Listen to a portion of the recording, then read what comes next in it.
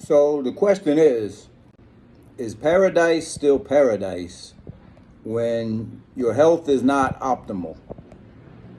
You know, whether that be Sosua, Dominican Republic, Colombia, somewhere in Asia, somewhere in Tahiti, wherever you consider paradise, you know, or your favorite homeland. Stay tuned.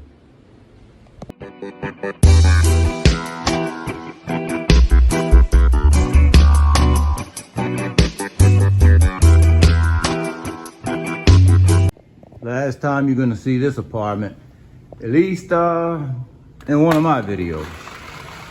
So yeah, decided to let it go because I don't know exactly when I'm returning.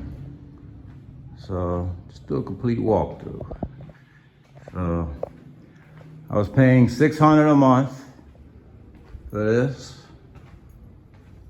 little bedroom. See, I do have collars and button-ups, not just tight fitted t-shirts. Actually, I got 10 La Familia shirts here left, or 9, all smalls and medium. I'm gonna come out the bag, that's all right. So, yeah, 2 bathrooms. 1 bedroom.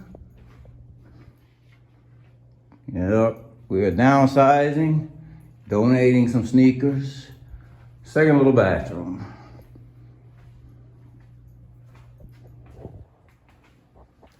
So,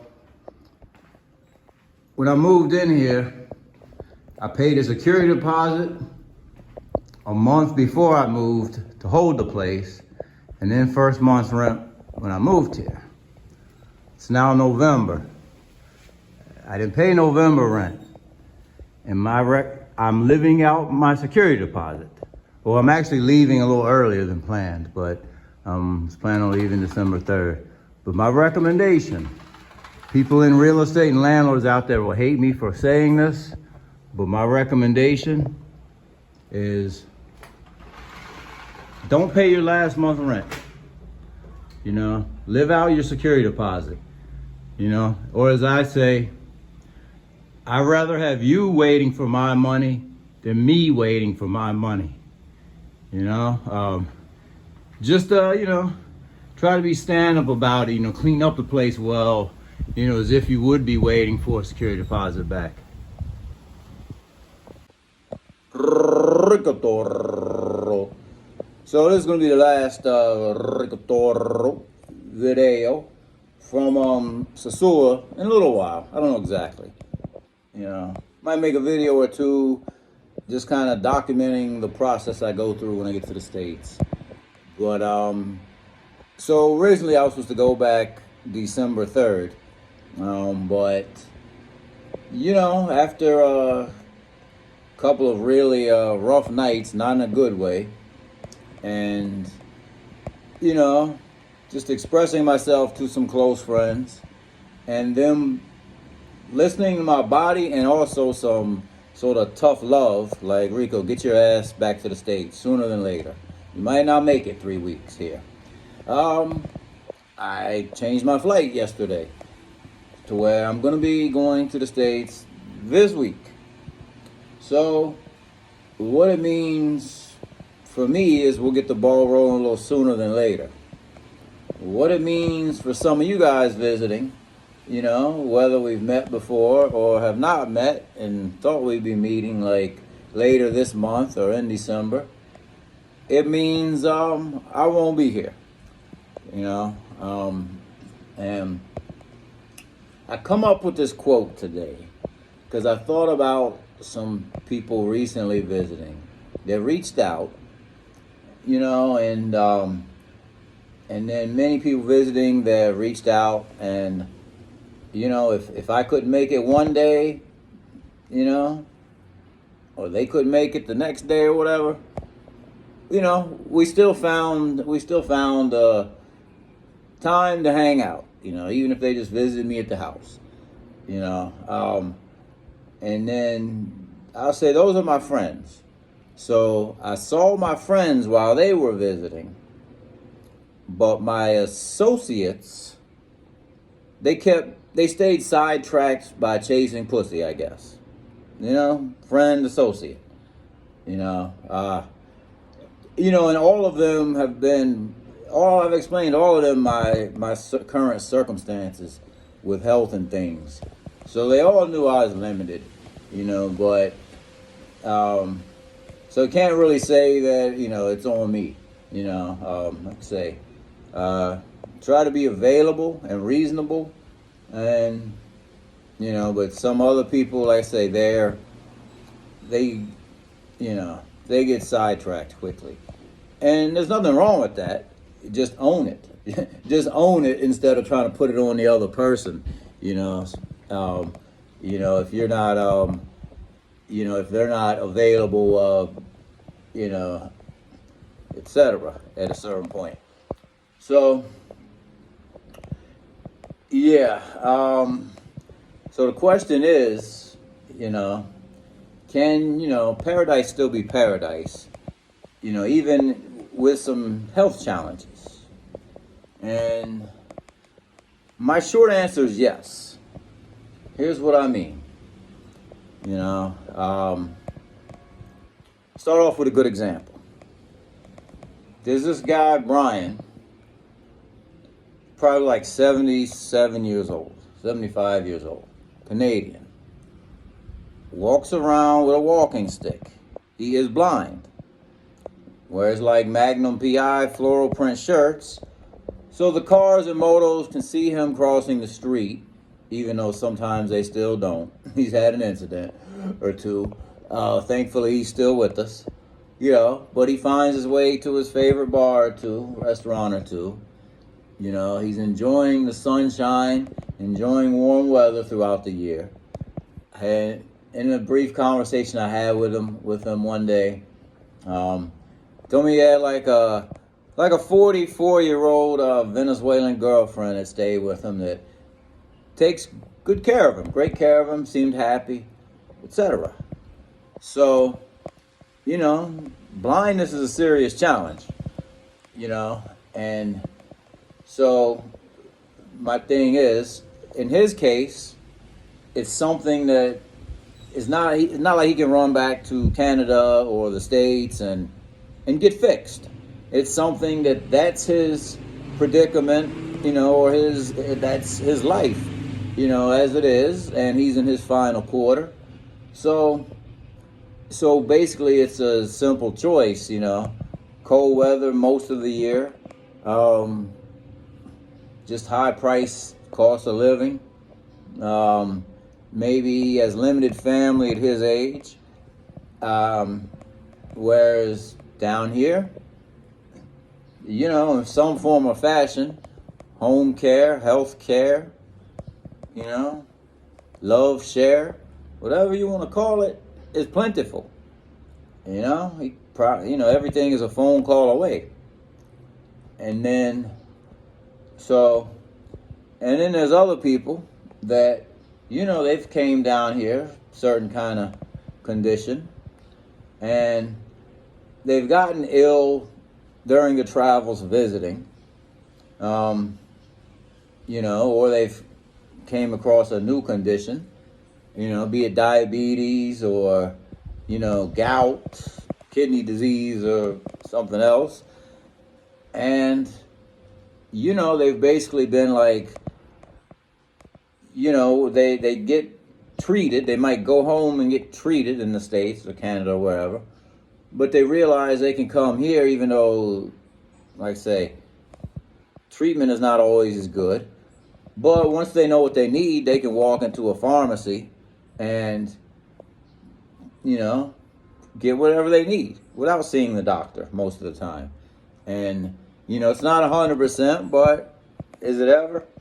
And, they've sort of, like I say, due to the other factors, sunshine, pretty girls and palm trees, and, lower cost of living, laid back way of life, for them, even though they're not in optimal health, they found a way to make it work. And I can remember first trip that I ever got sick on, when I used to come down like 2 to 3 times a year for like a week or so. I can remember, I had food poisoning or something, and like 5-day trip. It was like 2012-ish, I remember. I remember the Miami Heat were playing the San Antonio Spurs in the NBA Finals. So I had a sick memory. I remember I was staying in the owner's suite at Sosua Suites. That was the first time I really seen a big TV on the wall in Sosua. And like 2.5 of the 5-day trip, I was pretty much on the couch. Rained a whole lot. And then, like I say, I had like, food poisoning or something. And, a couple of ladies that I knew, they would bring me soup, come check on me. Let's be honest, they were straight pros. But, they come hang out a little bit. One day, we flipped back and forth between cartoons and the NBA Finals over like a 6-hour period of time.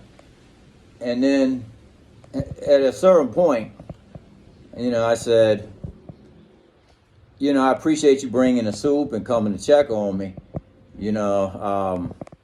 but just so you know, I'm not in the condition to do anything with you, and I'm not giving you anything really, so I said, you can continue to hang out, there's no rush to leave, or you can go, it's up to you. And it was pouring down raining at the time, so they waited like a little while longer, and, I basically threw them, 1,000 pesos or something, which, so $20 basically, reimbursing for the soup and basically make, just a little something so they could get something to eat or drink or whatever later. But, in the States, imagine what Uber Eats do that, or even if you're dating a girl and you haven't been seeing her that long, the relationship is still new, so she doesn't want to see you at your worst. She doesn't want to see you sick necessarily. She's not going to volunteer to just bring you soup, fluff your pillows or rub your feet. She's not going to volunteer that, and the Uber Eats people are not going to deliver the soup and come up and rub your back and say, it'll be okay, baby, I hope you feel better soon. I don't think they do that. Let me know if they do, because I'm being in the States, and I might use Uber Eats one day while I'm there. So, personally, I think I'm qualified to talk about this. Kind of felt like when I first started having shortness of breath and some of these symptoms, I noticed it when I went to La Vega back in July. I was staying on a 3rd floor Airbnb, and, I came downstairs to leave, realized I forgot something, had to go back upstairs, and I realized that those 3 levels kicked my ass. And I said, we have a problem. And then also I noticed I would get a little tired kind of before I get the job done during the boom boom. And I was just like, I want to die with a smile on my face, but just not today. So a couple days I had to tell myself that and tap out. But ironically, now that I'm short-breathed, but I'm not drinking really, except 1 or 2 on the weekend, it's a lot easier to get the job done without really breathing hard or breaking a sweat. I know too much information. You're welcome. You're welcome, I share. So, what I was saying though, I would have said I was 70% of my usual self initially, 70, 60%. But then, most recently, I had to admit to myself, listening to my body, I'm like, okay, if I was predisposed to not be any better than that, to just have to live the rest of my life at that speed, I would rather be here than in the States. But the reality is there is a resolution, surgery. And as I've been going through the process of all the testing and whatever, I've gotten a little worse. Honestly, I'm probably 30 or 40%, if that, of my best right now. Loss of appetite, loss of weight. I'm just being very open with you guys. So, knowing that, like I say, 30, 40% is a lot different than 70, 80%, and knowing that there is a resolution, I'm not going to just stay here any longer because, there's 2 or 3 things that I do a day that I could easily just push the limit and have a heart attack, and that's not good because it is something I can prevent by going and fixing.